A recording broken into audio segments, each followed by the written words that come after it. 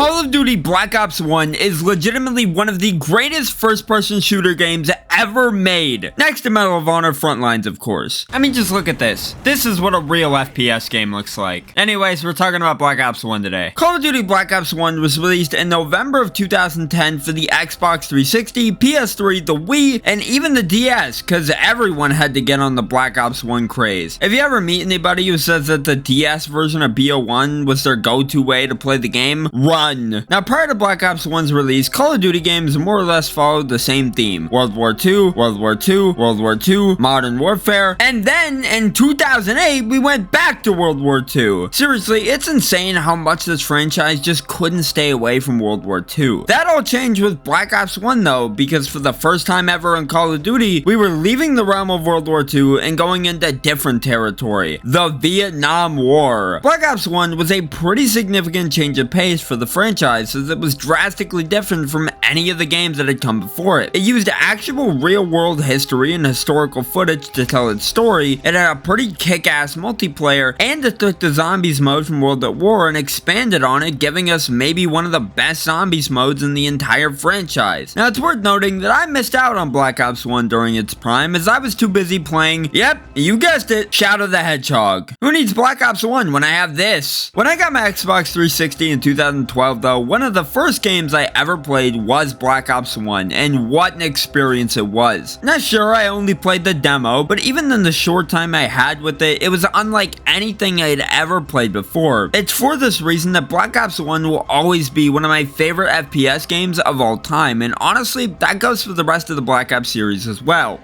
Not you! So because of that, and with Black Ops 6 on the horizon, over the next few weeks, I'll be doing nothing but retrospectives on Black Ops 1, 2, 3, ew, Black Ops Cold War, and ending it off with Black Ops 6 at the beginning of November. And for those of you upset that I won't be covering BO4, I'll make it up to you by letting my friend John Jimmy give his own review on the game in a minute or less. Hi, I'm John Jimmy, and I'm on a time crunch for why Black Ops 4 is just better. So first, we got no campaign, and for the 1%ers, a substitute of Specialist HQ, which is more of a tutorial, but close enough. Multiplayer. But the game is so dead now, you can only play free-for-all around the midday if you live in the States. Other than that, if you like Black Ops 2 gameplay, like Black Ops 3 Specialist, and love to gamble just to be able to use half the guns, you'll like multiplayer. World League. Zombies. Like the rest of the game, theoretically, you'll love it. Elixirs like Gobblegums, you can drink it when you wanna. Pick your perks, go ahead. You want to customize your starting weapon lethal, gotta level up, but sure. Want an ultimate weapon? Pick one of 4. We got new maps, remake of maps, continued story after 3 ended it, and my favorite, totally not a test run, put together last minute because of the phenomenon of Battle Royale's Blackout. It's got perks you can use at will. Funny multiplayer maps, the mystery box, and zombies. You can get down, but if you're finished, oh, it's finished. And my favorite part, paint cans. There, Black Ops 4 has been talked about. Are you happy now? Well, now that we got that out of the way, I think it's time we dive into Black Ops 1 and find out what exactly made it so great. Well, if I'm going to talk about Black Ops 1, I of course have to talk about the campaign first, because Black Ops 1 probably has one of the best campaigns in the entire franchise. Now, up until this point, COD campaigns have always been a mixed bag, with COD 4s being what I would call just okay, and COD 1 through 3, I don't know yet. I'll get back to you when I actually decide to play them. Every COD campaign before Black Ops always had the problem of the protagonists not being interesting in the slightest, because they were usually silent and never really gave you a reason to care about them. Sure, they made Soap from COD 4 more interesting in MW2, but in COD 4, I just didn't care about him all that much. Part of the reason BO1's campaign was so good and as memorable as it was because Alex Mason was such a good protagonist. He was actually his own person. He talked for himself, and it made it easier to really care about him as a character. As for the story itself, it's incredibly engaging and fun. There is not a single point in the story where nothing is happening because it's always moving. The game will constantly flash images and various historical clips on screen to keep you hooked, and it gives you a good idea of what exactly Mason's going through throughout the campaign. The story begins with Mason being interrogated by a mysterious figure about a numbers station and someone named Dragovich, which then leads us into the first mission of the game, where we have to assassinate Fidel Castro in Cuba. Cuba didn't like that that one very much. After killing Castro, we attempt to escape from Cuba, and it turns out the Castro we killed was actually a fake, and the real Castro was still alive. So then we get caught by Dragovich and sent to Vorkuta, which is where we meet Reznov. Yes, that Reznov from World at War. Reznov ends up directing everyone to break free from Vorkuta, and in the end sacrifices himself for Mason to get us freedom from Vorkuta. After Vorkuta, we're sent to the Pentagon, which gives us maybe one of the coolest scenes in any Call of Duty ever, in which we're nearly forced to kill JFK, and it's also where we're told more about Dragovich, so it's our mission to stop him. The next mission, we're given the task of rescuing Weaver after he had his fucking eye gouged out by Kravchenko. Jesus Christ. After freeing Weaver, Mason ends up wanting to go after Dragovich, and as a result, Kravchenko escapes. Well, fuck. It's worth noting that most of the campaign is told in the form of flashbacks, while some of it is told in the present, when Mason's getting interrogated. It's a really interesting way to tell the story, and it works incredibly well. After that, we're sent straight into Vietnam to investigate Soviet involvement in Vietnam with Woods, Bowman, and Hudson. After fighting our way through Vietnam, we make it to Hue City, where we meet a familiar face. That's right, Reznov's back, bitches! As it turned out, Reznov was the Soviet defector we were searching for, and after finding him, we fight our way through Hue City to reach extraction. After escaping Hue City, the CIA ends up identifying Kravchenko, Steiner, and Clark as being Dragovich's men. This is also where we find out that they're all behind Project Nova, or as Reznov called it, Nova 6. This then leads us into another flashback where we actually get to play as Hudson and have to interrogate Dr. Clark, who was the chemical engineer behind Nova 6. After peacefully interrogating Dr. Clark, we get ambushed and have to escort Dr. Clark to safety. After jumping onto a roof, Hudson asks Clark about the numbers, which are the key to stopping Nova 6, and just as Dr. Clark is about to answer, The key to... yeah, I don't think he survived that. After this mission, we're told that Nova 6 is a nerve toxin and extremely dangerous, which then leads us into a flashback mission where we play as Reznov during his time in World War II, which not only shows us Reznov's history with Dragovich, Steiner, and Kravchenko, but it also gives us more of an insight as to how deadly Nova 6 truly is. We find out that Reznov had destroyed Nova 6 to keep it from the British, but apparently that wasn't enough, and this more or less sets up the story for the rest of the campaign. After this, we're tasked with eliminating Kravchenko, so we fight our way through Vietnam once again, where we eventually run into Reznov again. So we make our way through a rat tunnel, only to find out that Kravchenko had it rigged to explode. After this, Mason ends up being told not to trust Reznov and that he's been brainwashed. This takes us to Laos to retrieve Nova 6. In the end, we end up getting captured by Dragovich, so Hudson continues the search for Nova 6 without Woods, Mason, and Bowman. We then get an AC-130 mission where we have to guide Hudson and his team to keep them from getting caught. After this, we head to Yamantau since it's the suspected site of the Project Nova Development Center. We make our way through Yamantau and discover that Steiner is on Rebirth Island. We then go back to Mason, Woods, and Bowman, and god damn it, they killed Bowman. After making our way through the mission, we get attacked by Kravchenko, where Woods ends up sacrificing himself to kill Kravchenko in the process. With Kravchenko and Woods presumed dead, Mason heads to Rebirth Island to take out Steiner with Reznov. At the end of the mission, Reznov kills Steiner, and then we get to play through Hudson's perspective of the mission, which I thought was pretty cool. As Reznov and Mason were making their way through Rebirth Island, it turns out that Hudson and Weaver were doing the same and were on their way to extract Steiner. This mission, though, is what reveals the biggest plot twist in any Call of Duty game ever, and that's the fact that Reznov was never actually alive that whole time. With Mason being in the hands of Hudson and Weaver now, we finally reached the present time where it's finally revealed who the mystery interrogators were: Hudson and Weaver. Hudson reveals himself and tells us that Reznov had been dead the entire time since Vorkuta. While we end up knocking Hudson out and walk through the building, meanwhile Mason is losing his goddamn mind, seeing Reznov everywhere. This mission also explains that Steiner and Dragovich had implanted the numbers in Mason, making him the key to find where the number station is once and for all. After translating the number sequences, it leads us directly into the Rusalka, which was there from the very start of the game. So along with Hudson and Weaver, we attack the Rusalka and finally kill Dragovich once and for all. And with that, the campaign finally ends. And what the fuck, zombies? Yeah, much like World at War, the game sends you directly into zombies after the end credits, and you even get a really cool cutscene beforehand depicting Nixon, Kennedy, Castro, and McNamara getting ready to take on the zombies. Overall, the campaign in BO1 is one of the best Call of Duty campaigns I've ever played. The characters are as iconic as it gets, the story is memorable, and it's so different from what we had gotten in the previous games that it really makes it feel unique. Of course, while the campaign itself is great, it is is only half the game though, so why don't we dive into the other modes this game had to offer, starting with multiplayer.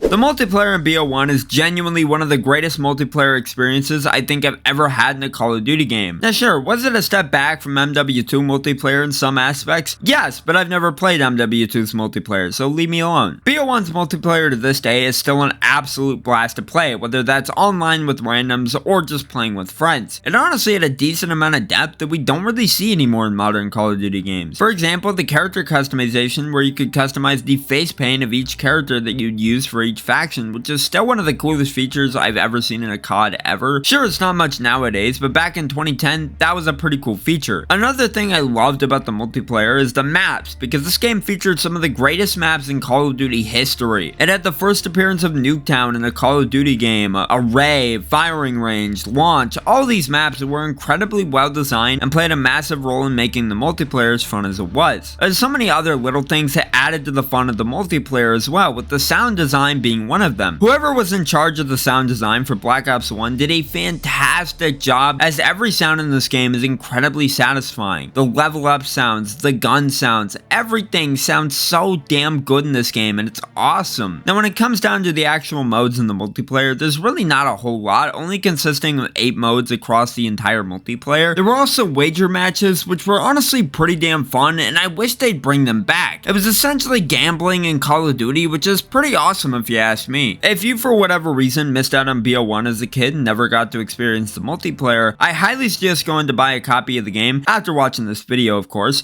and playing it yourself, because even in 2024, it's damn fun. Now that I've talked about multiplayer, I think it's time to talk about zombies.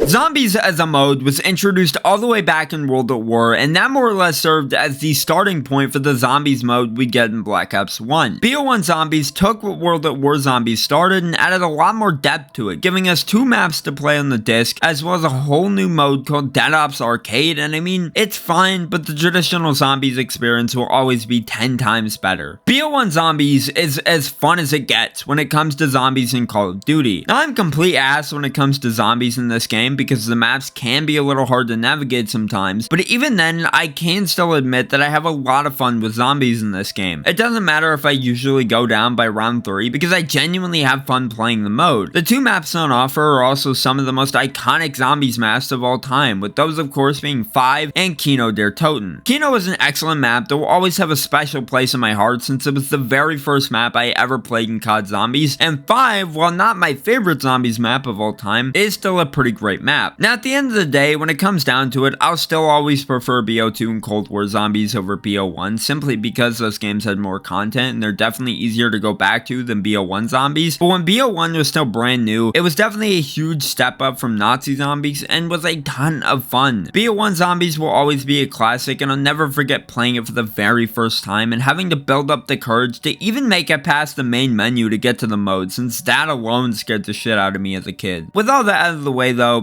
I think it's time we wrap things up.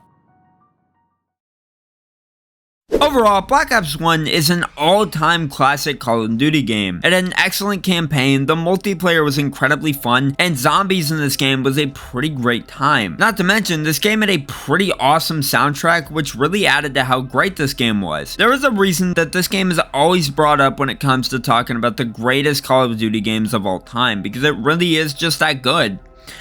As long as you're not playing the DS version. When it comes to the Call of Duty franchise, there's one game that stands out among the others, and is what I would consider to be one of the greatest Call of Duty games ever made. That game is none other than Call of Duty Black Ops 2. Released in November of 2012 for the Xbox 360, PS3, and Wii U, because, I don't know, why not? Black Ops 1 released on the DS for crying out loud, so might as well slap BO2 on the Wii U as well. The launch of Black Ops 2 was one of the biggest deals in all of gaming, as the hype surrounding it was incredibly high, and to say BO2 lived up to the hype would be an understatement. BO2 changed the way people thought about COD forever, and it's when I believe COD really peaked in popularity. COD 4 through MW3 were popular, no doubt, but BO2 is when I feel everything came together for the franchise. BO2 would do a lot to innovate and change up the traditional COD formula that people were used to, which is the biggest reason as to why BO2 is as fun as it is. It innovated in so many ways when it came to the multiplayer and zombies, and on top of that, it had a campaign that topped even Black Ops 1's, which really set the bar pretty high for all COD campaigns going forward. It's just a shame none of them met that bar for a while. With all that out of the way though, I think it's finally time we dive into BO2 and find out what exactly made it so great. Now, I can't make a video on BO2 without first talking about the campaign, because I genuinely believe this game is one of the best campaigns when it comes to the Call of Duty series. Now, BO1's campaign was already really damn good, so the fact that they even managed to top it with BO2's campaign was honestly impressive. The story of BO2 does a great job building upon what BO1 already started with its story, and it served as a pretty good conclusion in my opinion. I genuinely believe that the Black Ops games could have ended here with 2, and everything would have been right in the world. But nope, we just had to get BO3, and that game's story didn't even connect to BO2 or 1 for that matter. BO2's story for the most part is set in the year 2025, which meant this was the first Call of Duty to take us to the world of the future, before literally every COD from 2014 to 2016 would do that exact same thing, except worse. The futuristic setting in BO2 works incredibly well though, as it's not so futuristic to the point where it feels nonsensical, so it's able to keep that same classic COD gameplay intact while also slightly changing the gameplay in very small ways. The story follows David Mason, the son of Alex Mason, as him and his team are given the mission of stopping the main antagonist Raul Menendez from launching an attack on America. The campaign begins in the futuristic setting of 2025, where new characters Harper and David Mason are being sent in to question none other than the man himself, Frank Woods, about the whereabouts of Raul Menendez. We then get a flashback to the 80s where Mason is told Woods is MIA and has to go back to the army in order to save him. This then sends us into our first mission, where we have the objective of rescuing Woods, assuming he's still alive. So we fight through Angola with Jonas Savimbi, and then we're told what exactly happened to Woods after the events of BO1, and find out that he had survived after taking out Kravchenko. Well, we end up finding Woods barely alive inside of a shipping container and continue to make our way through Angola. Eventually, we run into Raul Menendez for the first time, and this part does a really good job at showing just how menacing and evil Raul Menendez is, and it makes him genuinely feel like a threat. After shooting Menendez, Mason, Hudson, and Woods end up evacuating from Angola after Savimbi comes back to rescue them. The second mission, Solarium, sees us playing as David Mason, where we have to obtain a rare earth element known as Solarium to prevent Menendez from getting his hands on it. After obtaining the Solarium, we then find out that the reason why Menendez is as evil as he is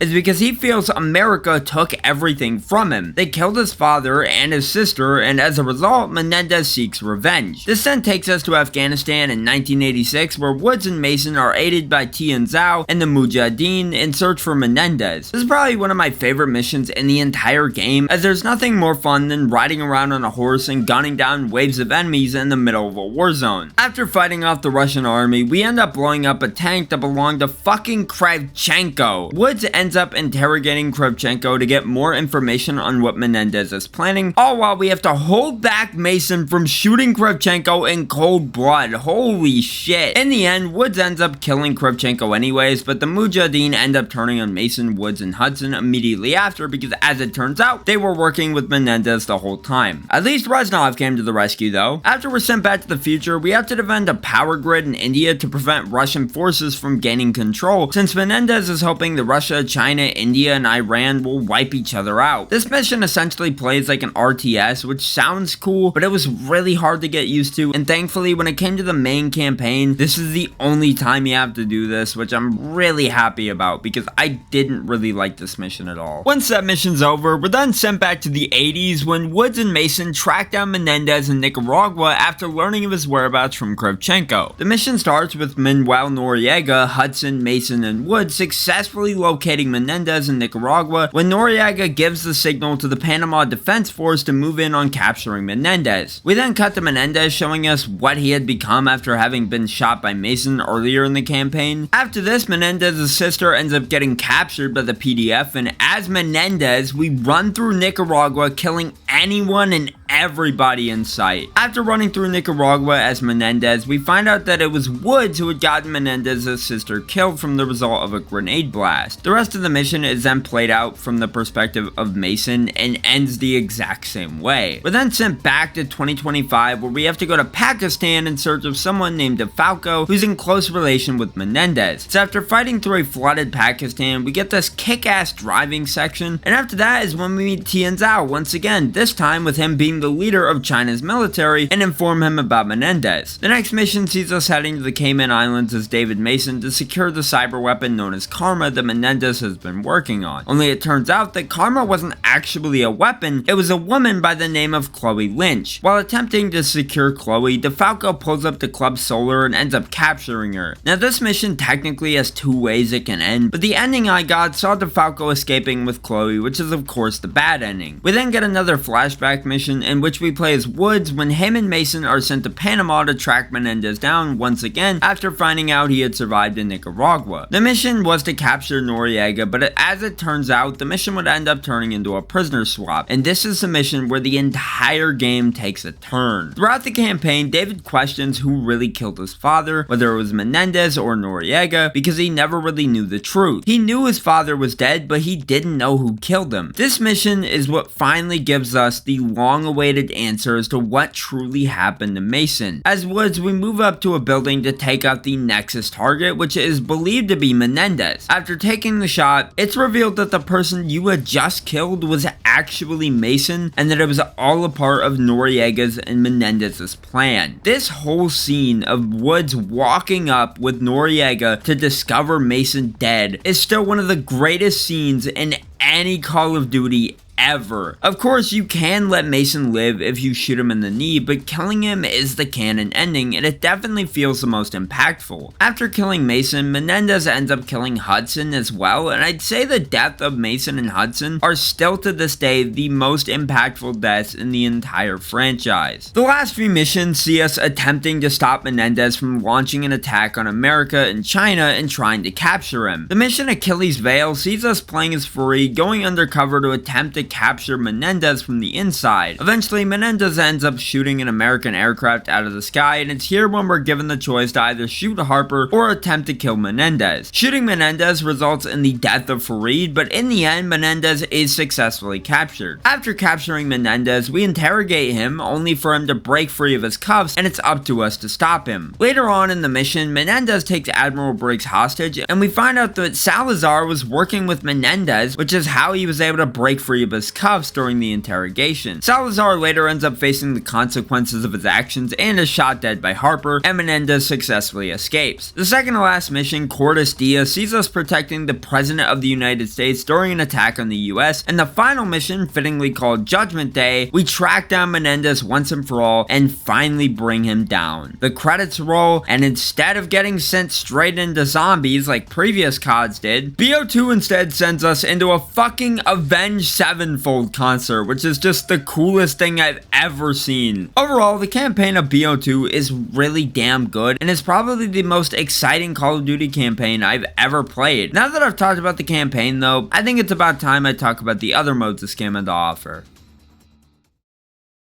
Call of Duty Black Ops 2 might just have one of the best multiplayer modes in the entire franchise. The multiplayer in this game was a substantial improvement over Black Ops 1's multiplayer, and it was a ton of fun to play. One of the big reasons multiplayer is so fun in this game is that there's a ton of content. For instance, the modes are incredibly fun whether you're doing free-for-all, search and destroy, or even just your traditional TDM, and if you don't like those modes, BO2 brought back a lot of the modes that were previously only available in wager matches in BO1 and made them their own fully fledged modes. Gun Game, Sticks and Stones, One in the Chamber are all perfect and are incredibly fun to play, especially if you have a good amount of friends to play the modes with. Another thing that made BO2's multiplayer as good as it was the map selection, because every map in this game was damn near perfection. This game's iteration of Nuketown is still probably one of my favorite versions of the map. Hijack is absolutely iconic, and don't even get me started on Raid. The maps is something BO2 really got not right for its multiplayer, and as a result, there isn't any map that I would say is truly bad and not worth playing on. Outside of the great map selection and modes, there were just so many other things that made this game's multiplayer so damn good. For instance, this was a game that introduced the pick 10 system into Create a Class, which really allowed you to customize and build your weapon the way you wanted it, and while it may have gotten rid of the character customization from BO1, BO2 made up for that by innovating in so many different ways that no other Call of Duty has really been able to do since. This was the game that introduced League Play, which was pretty cool, and the amount of guns that you could pick from in the multiplayer was absolutely insane. And when talking about the multiplayer in this game, you can't forget about the emblem editor, which had an incredible amount of depth to it, allowing you to make some pretty cool looking emblems. Now, I'd show you some of the emblems that people have made over the years, but then the video would look like this, so I'm not gonna do that. Overall, the multiplayer in BO2 is still by far the best multiplayer experience in the entire franchise, but there's still one mode that I feel is even better, so why don't we go ahead and talk about that?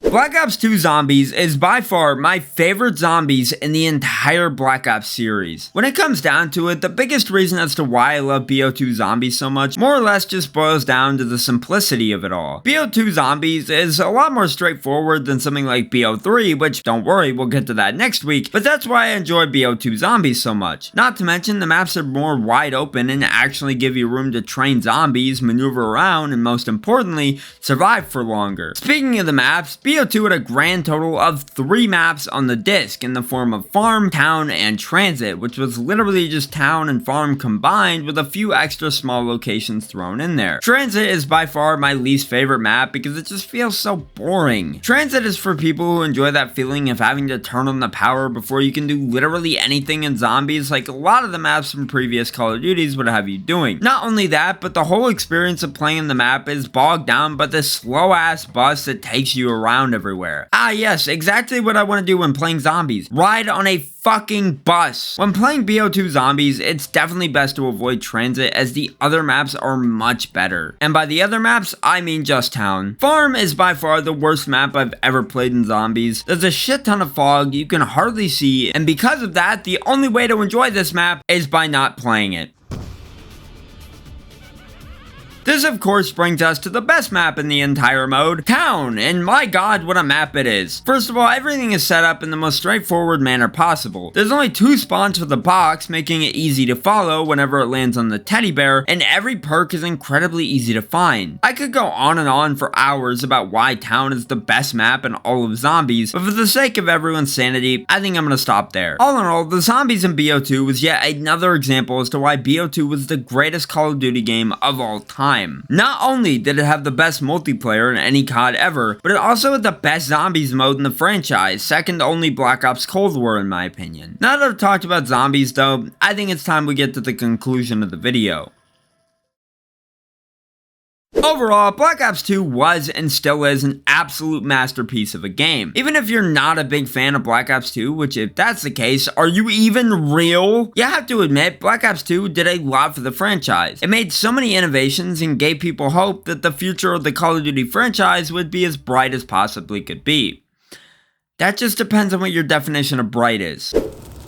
Oh, hey, looks like you kinda caught me at a bad time. You see, I'm about to be burned at the stake because I unknowingly made the mistake of being a Call of Duty fan and having an opinion. You see, I said Black Ops 3 was average at best, but turns out saying that to a Call of Duty fan isn't really the best thing to do. Having an opinion is a God-given right, but to some Call of Duty fans, it might as well be a gift straight from Satan himself. Anyways, if you'd excuse me, I have a stake to burn on. Call of Duty Black Ops 3 was released in November of 2015 during what many considered to be the dark age of Call of Duty. 2013 through 2018 was a rough era for COD, as fans of the franchise were tired of getting the same damn game year after year, but Black Ops 3 was pretty unique in a sense that it changed things up and was pretty different from the games that had come before it. While it was different in a lot of ways, it still continued the futuristic setting trend that Advanced Warfare started. In the case of BO3 though, the futuristic setting actually made sense and helped make the gameplay a lot more fun, but I'll of course talk more on that later. While the gameplay of Black Ops 3 was fun, that really doesn't make up for the fact that the rest of the game is just so painfully average at best. When you take off the nostalgia glasses and look at Black Ops 3 from a different perspective, you'll realize that BO3 wasn't all that great. Now don't get me wrong, it wasn't horrible by any means, but when compared to Black Ops 1 and Black Ops 2, which had modes that were great all across the board, multiplayer maps that were more beloved than half the maps in BO3, and zombies modes that appealed to both casual and hardcore zombies fans alike, BO3 really just felt like a step backwards in those aspects. With all that out of the way though, I think it's time we take a closer look back at Black Ops 3 and find out what really made it so average.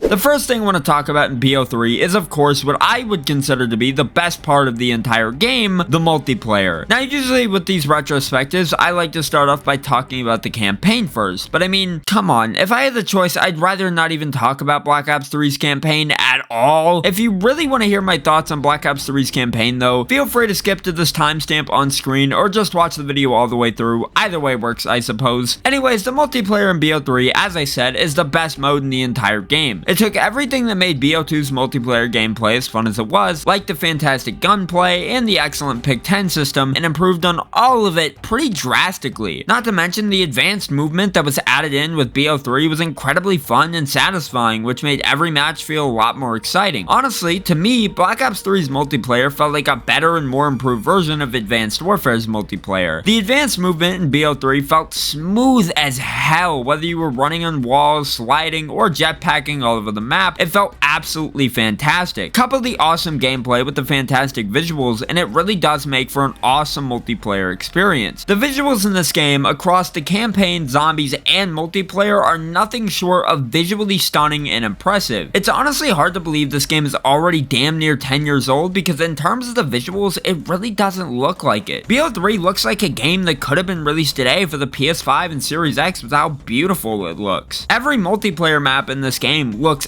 absolutely fantastic, and speaking of the maps, there's a pretty good amount to choose from, and just about all of them hold up pretty well in my opinion. BO3's iteration of Nuketown is still hands down one of the best versions of Nuketown that the Black Ops series has ever seen. Redwood and the snow version of Redwood are absolutely beautiful, and I absolutely love the look of Metro. Sure, not all the maps were perfect, but for the most part, a good majority of the maps were very well designed and utilized the advanced movement in their own creative ways. The advanced movement really allowed you to use the environment of each map to your own advantage, which I think added a lot to the multiplayer experience. While we're on the topic of things that added to the multiplayer experience, we might as well talk about specialists, because specialists were another thing that was added to the multiplayer, which actually helped shake up the traditional Call of Duty multiplayer formula everyone had been used to for so many years. With various different specialists to choose from and each having their own unique abilities, it allowed you to really experiment and find your own playstyle. Specialists were a much needed change to the Call of Duty formula, and Treyarch managed to get them right on the first try in Black Ops 3. I think what made the specialists even cooler though was the fact that you could unlock cosmetics for them through playing the game to customize the way your specialists look. Along with that though came the addition of the Black Market, in which you can unlock certain customization items from. The Black Market was Activision's way of getting in on the loot box craze, and absolutely nobody liked it. At least here in BO3 you can earn the loot boxes, but the grind is so tedious to the point where you're better off just buying COD points anyways, which is exactly what they want you to do. When it comes to the rest of the multiplayer, there's so many other things that made it so damn good, like the winner's circle after matches were over, the addition of actual melee weapons like the prize fighters, emotes, the incredible gun selection, the excellent progression system, custom emblems, the camos. All these things were prime examples of why BO3's multiplayer was as great as it was. The multiplayer though, in my opinion, is the only part of the game that really shines, as everything else just feels pretty dull. So with that, I think it's time we move on to talking about zombies.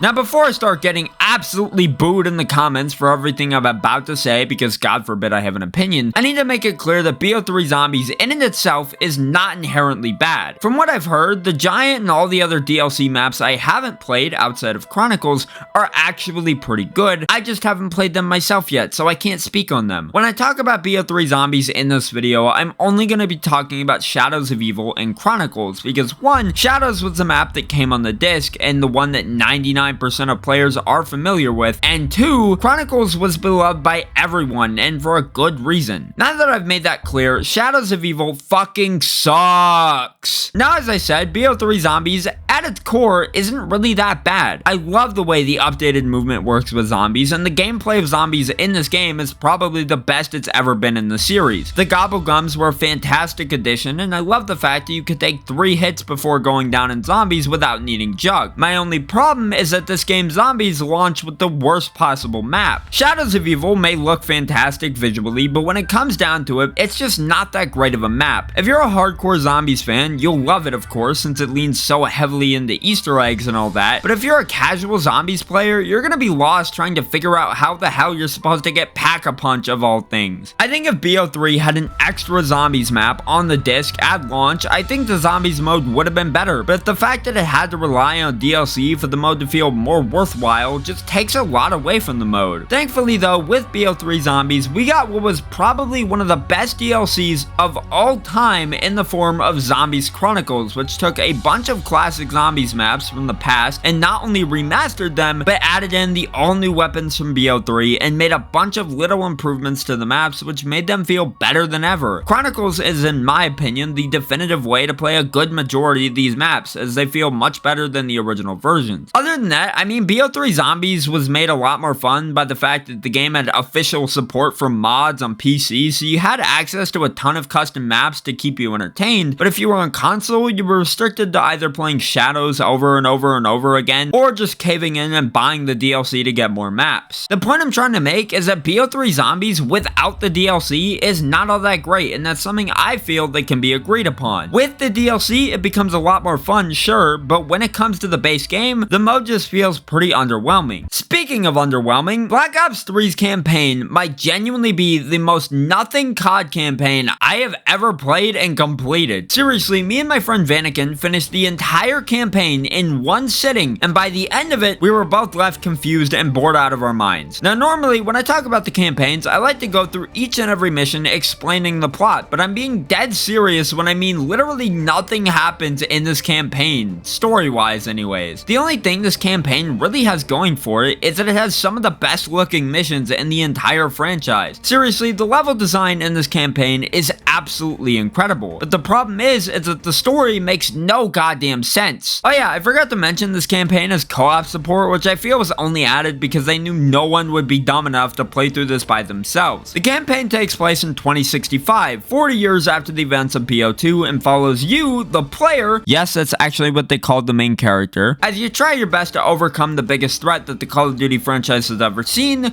technology. Black Ops 1 had Nova 6 and sleeper agents. BO2 had a psychotic maniac who tried to create a war between China and the US to destroy both countries, and BO3 had technology. Anyways, this guy named Taylor tells us train go boom, and we have to go back in time using something called a DNI to stop the train from blowing up. Fast forward 3 missions in, and uh-oh, Taylor's a bad guy! No way!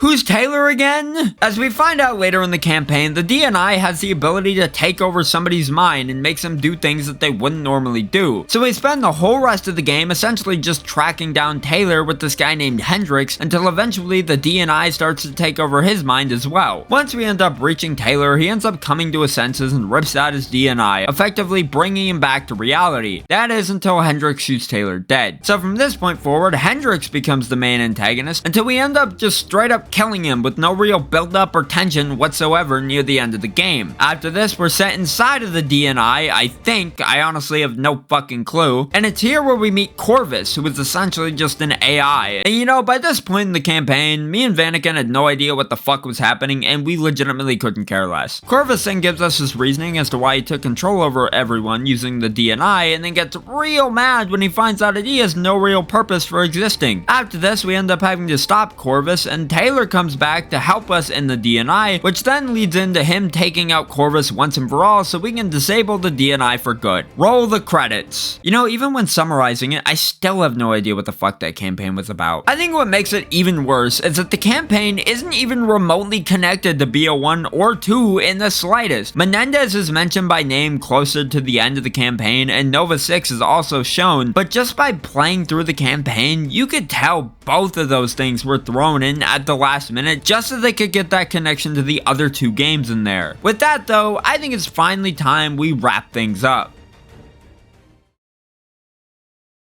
Call of Duty Black Ops 3 at the end of the day is a very divisive game. Some people think it's the greatest COD of all time, some people think it's the worst, and then there's a group of people like myself who think it's just okay. With the zombies being as meh as it is in terms of how it stands without the DLC holding it up, the multiplayer being absolutely fantastic, and the campaign just being, well, bad, there's nothing more that I can really say overall other than the fact that the game is just average. It's fine, it's not a bad game by any means, but I wouldn't really consider it to be one of the greatest CODs of all time.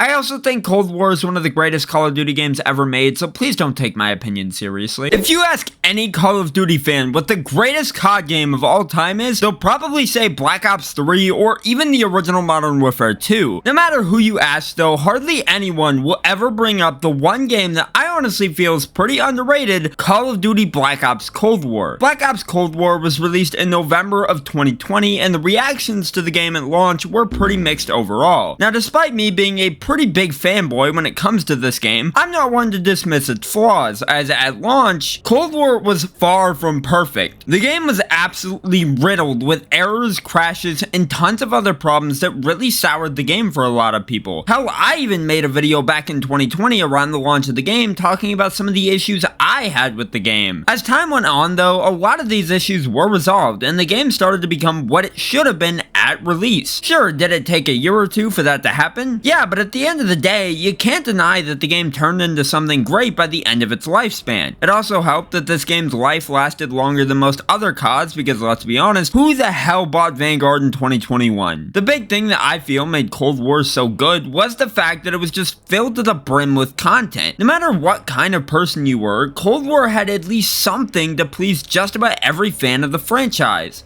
Aside from Black Ops 3 fans, because there is no pleasing y'all. Cold War overall just had a certain vibe to it that I feel no other COD has really been able to replicate since. It leaned so heavily into the arcade side of things and didn't really take itself seriously at all. This game even let you play a set of old Atari games in the main menu, and thank God, because what would I do if I couldn't play Pitfall in Call of Duty? Anyways, enough talking. I think it's time we take a deeper look at Black Ops Cold War, and hopefully by the end of the video, you'll understand why I feel it's as underrated as it is.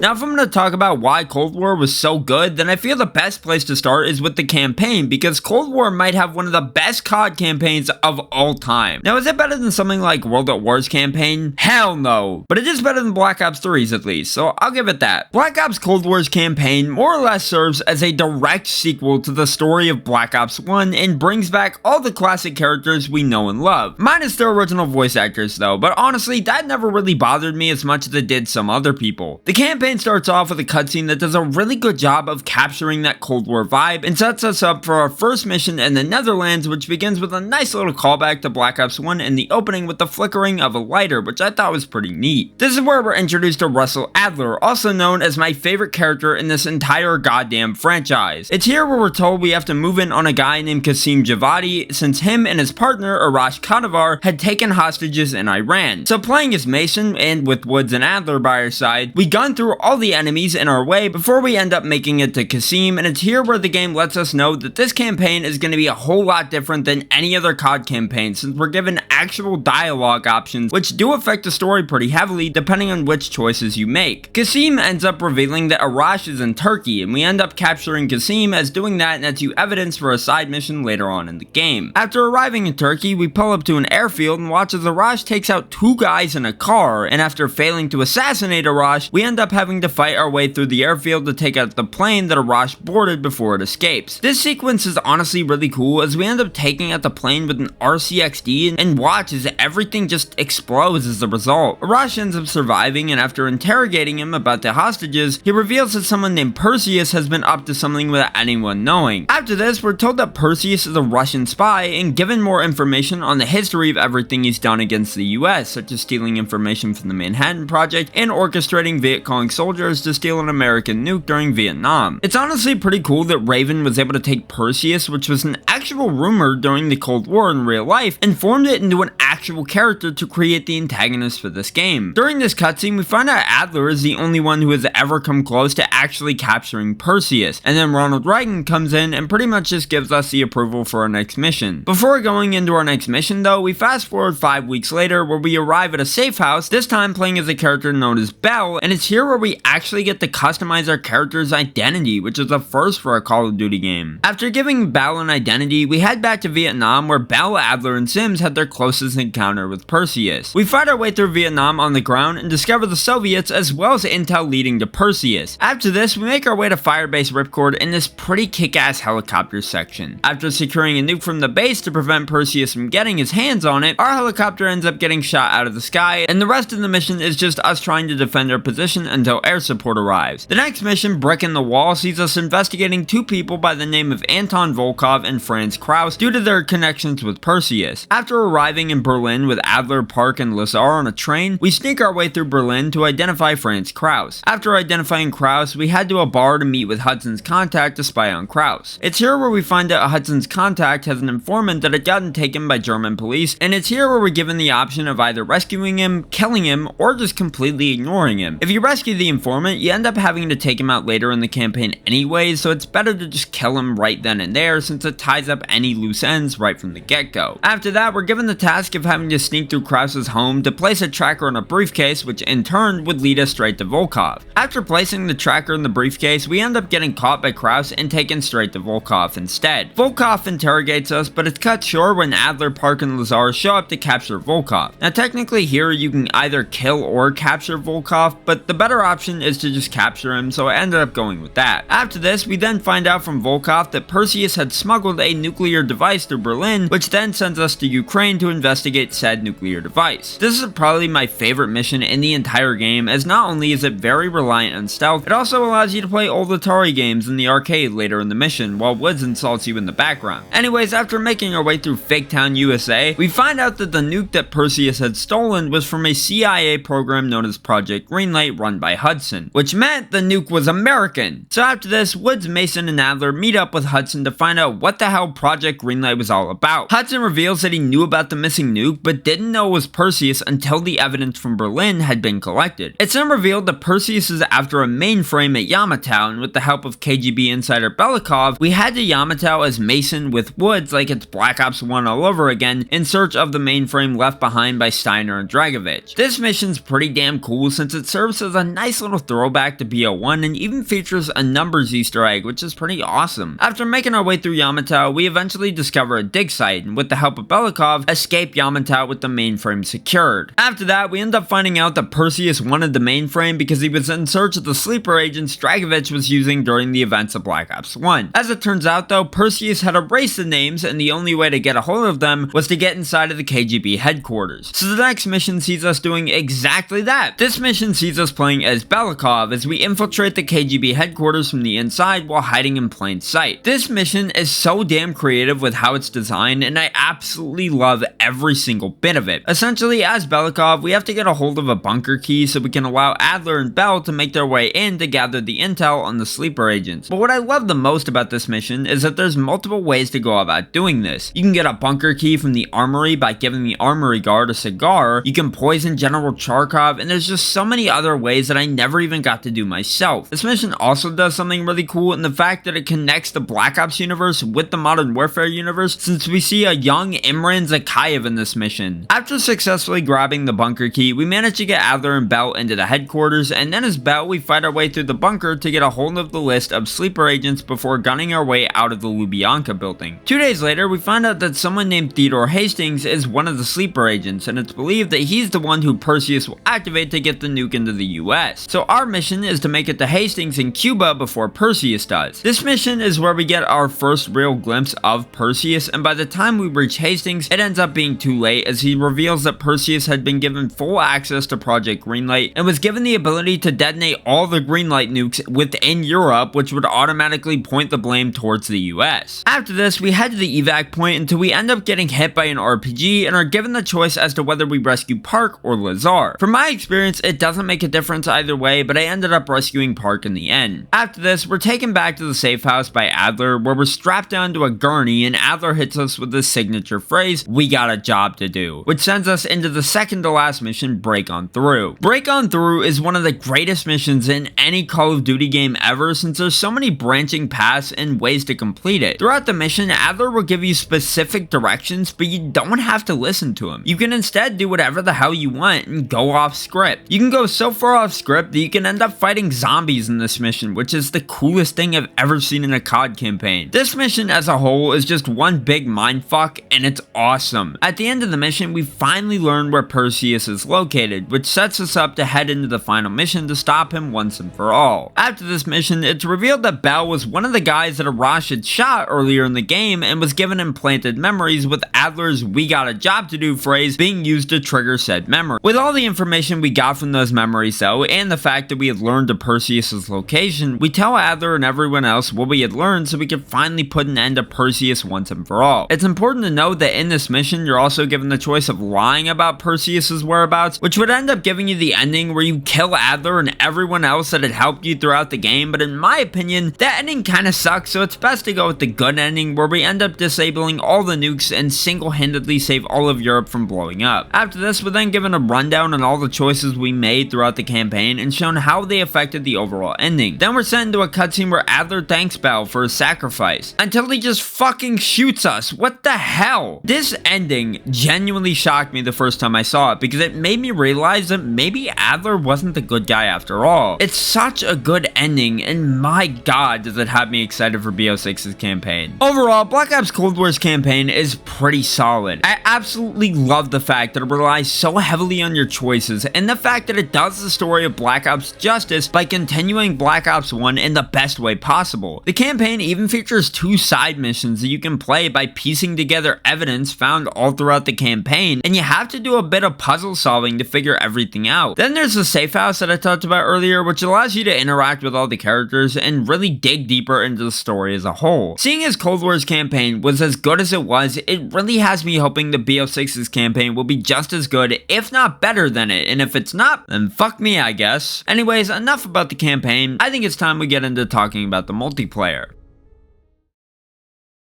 Now, when it comes to the Black Ops games and multiplayer, 99% of the time, the multiplayer experience will always be good. Black Ops 4 is the exception. Cold War's multiplayer is the definition of a fun multiplayer experience, and in my opinion, is the best the mode has ever been in the Black Ops games. Now, don't get me wrong, I loved Black Ops 3's multiplayer, and BO1 and 2 were of course fantastic in their own right, but something about Cold War's multiplayer just kept me hooked for hours on end. The first thing I want to talk about regarding Cold War's multiplayer is of course the maps, because honestly, a pretty good majority of the maps in Cold War were pretty solid all around. There were a few not so good ones like U-Bahn and Amsterdam, but maps like the Pines, Moscow, Miami, and Yamantau were extremely well designed and were incredibly fun to play on. I especially loved what Cold War did in terms of how it brought back old maps, as it didn't go overboard with them. In terms of throwback maps, this game had Raid, Hijack, Standoff, and Slums, just to name a few. It was honestly pretty awesome seeing all these maps brought back and remastered with the graphics of Black Ops Cold War. Another thing I loved about Cold War's multiplayer was the abundance of modes, like holy shit, Gunfight Tournament, all the classic party modes, and even Prop Hunt of all things. All of these things added so much to the multiplayer experience and made it 1,000 times more fun than it already was to begin with. Even disregarding all the major things I just talked about, this game's multiplayer still managed to shine in the small things as well. For instance, the progression in this game was the best it's ever been in a Call of Duty game, with leveling up being pretty easy and fast, 25 plus prestigious, and the fact that the grind to unlock stuff wasn't really all that tedious. Then of course there was the awesome looking calling cards and emblems, the incredible looking mastery camos that this game had, and the pretty smooth movement system are just some of the things that made this game's multiplayer feel more fun. Even if you don't think Cold War's multiplayer is better than any of the previous CODs, you still have to admit that it's pretty good here in this game. Speaking of which, something else this game had that was pretty damn solid was of course zombies, and because I don't know shit about zombies, i.e. my last video, I decided to let my good friend Vanikin talk about Cold War zombies instead, as I feel he could do a much better job talking about it than I can. If you want my opinion on Cold War zombies though, I think it's pretty great. With all that being said though, I think it's about time I let Vanikin speak about what made Cold War zombies so great.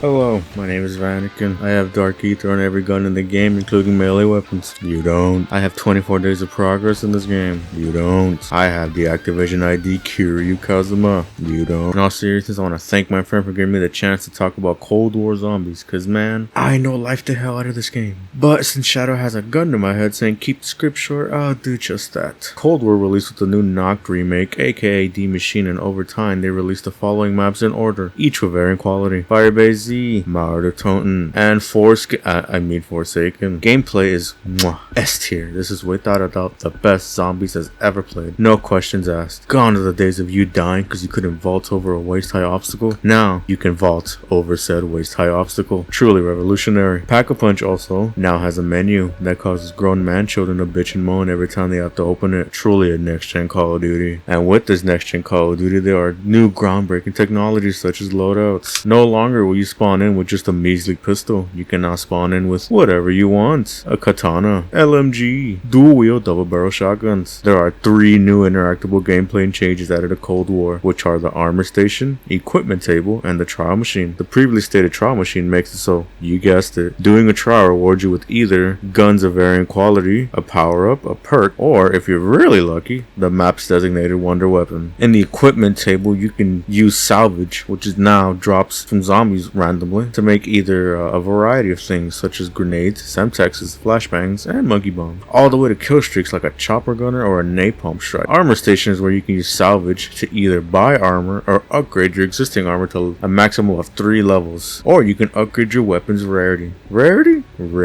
This game introduces the concept of weapon rarities, where with a fresh account you can start off with red being the weakest of the bunch, to the max being orange. All this boils down to your gun just doing a little bit more damage than it did previously, but it's nice regardless. Here's a pro tip: if you complete every Easter egg in the game, with a total of 6 in general, you spawn in with your gun starting on purple immediately. Wait, hang on, did someone say Easter eggs? Another staple of COD Zombies is the mentioned Easter eggs, which are back in Cold War and easier than ever. But regardless, they're fun, and I stated earlier, there are 6 of them to do. But wait, there's only 4 maps, and what the fuck is that Outbreak thing you were talking about?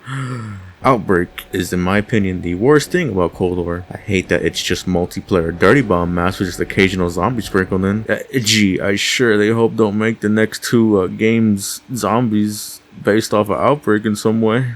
Overall, I think it's safe to say that Cold War is truly an underrated gem in the COD franchise. After everything me and Vanakin just talked about, it's easy to see just how good of a game it truly is. But because the initial launch of the game was so rough, coupled with the fact that COD fans hate anything that isn't Black Ops 3, Cold War never truly gets the appreciation it deserves. If you're watching this video right now and have never played Cold War, I highly suggest going out and buying the game for yourself and giving it a try, because I promise you will not regret it. Or maybe you will, but if you know you're gonna regret it, why are you buying the game to begin with? Last year, we saw the release of one of the worst CODs of all time in the form of Modern Warfare 3, which was so bad in fact that it genuinely made me lose faith in COD as a franchise. Despite me having no faith in COD whatsoever anymore, there was still that last little bit of hope that I had left for the franchise. And when Call of Duty Black Ops 6 was announced to be the next Call of Duty game for this year, I will not lie when I say I was genuinely looking forward to it. From everything we saw of Black Ops 6 leading up to its release, from the new Omni movement system, zombies, and multiplayer in general, it looked like it was going to be one of the greatest Call of Duty games of all time. Fast forward to now, with the game having been out for a week already, and I gotta say, this might very well be one of the best Call of Duty games I've ever played. Everything about Black Ops 6 is absolutely incredible, from the awesome campaign to the incredibly fun multiplayer and zombies. In my opinion, Treyarch and Raven really hit it out of the park with this game. With all that being said though, I think it's time we talk about Black Ops 6 and find out what exactly makes it so awesome.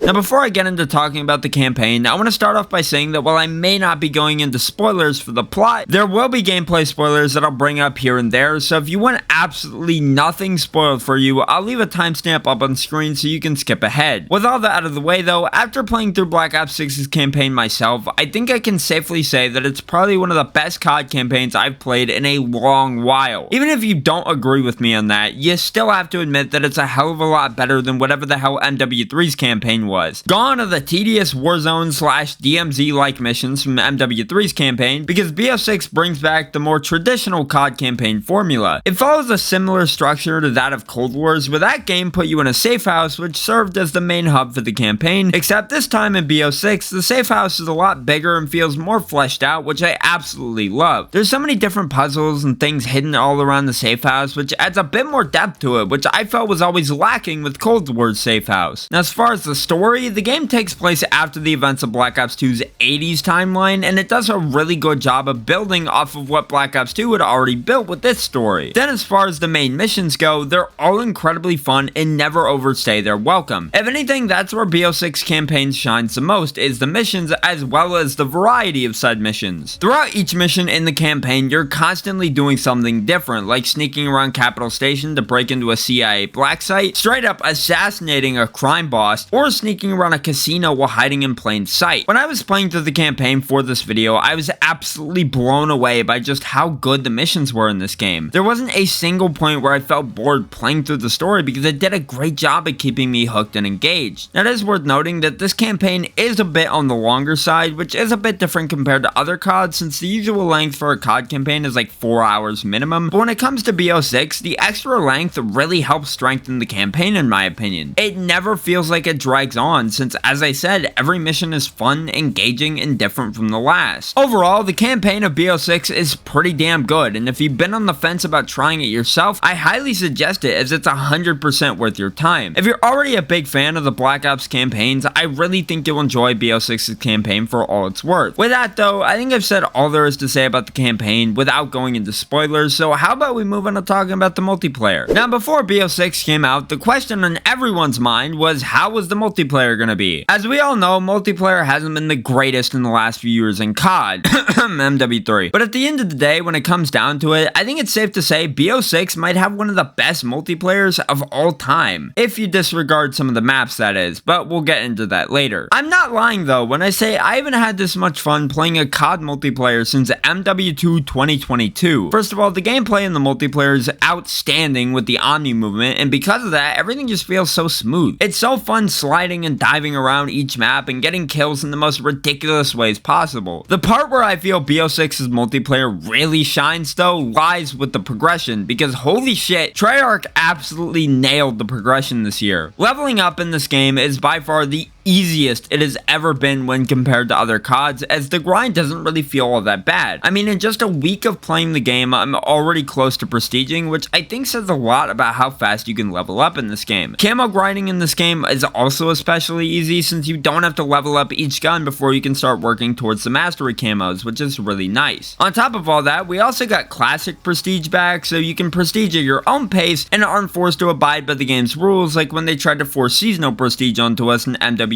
and 3, which absolutely no one liked. And while we're on the topic of things no one liked, we might as well talk about the maps. The maps in BO6 are where the multiplayer kinda takes a nosedive for the most part. Now, in my opinion, some of these maps are not really that bad. I really enjoy the chaos of Stakeout, Warhead is a decent map, and I absolutely love the charm of Rewind. In total, there's 16 maps, which is a pretty solid amount of maps in my opinion. When it comes down to it though, regardless of what you think of the maps, the biggest problem is the spawns. These maps are absolutely atrocious when it comes to where you spawn in them, because 99% of the time, you'll usually end up dying immediately after respawning. Depending on the map, you almost always never have a time to breathe because you're constantly at risk of getting spawn killed. When you disregard that though, and you look at some of the maps for what they are, not all of them are really that bad. Now, in terms of actual modes, they're about what you would expect from a Call of Duty game at this point. Search and Destroy, Hardpoint, TDM, Free-for-all, nothing really out of the ordinary. For some reason though, there's no party modes in this game, which I thought was a little weird. We did recently just get infected, which is pretty fun as usual, but the fact that there's no gun game and sticks and stones at launch is a little disappointing. We did at least get Gunfight though, and as a fan of Gunfight, I'm pretty happy about that. At the end of the day though, even with the lack of party modes and the fact that the maps aren't as perfect as people hoped they would be, the multiplayer is still a really fun time. Everything about this game's multiplayer is just so damn good, and that even extends to the little things as well. well. I mean, hell, this game brought back theater mode. It's got some pretty sick looking calling cards and emblems, and the operator selection is pretty damn good. Plus, being able to use the zombies operators like Weaver, Carver, Maya, and Gray in multiplayer is the coolest thing ever, and I'm so glad Treyarch allows us to do that. Speaking of which, I think it's time we talk about the best mode in the entire game, Zombies.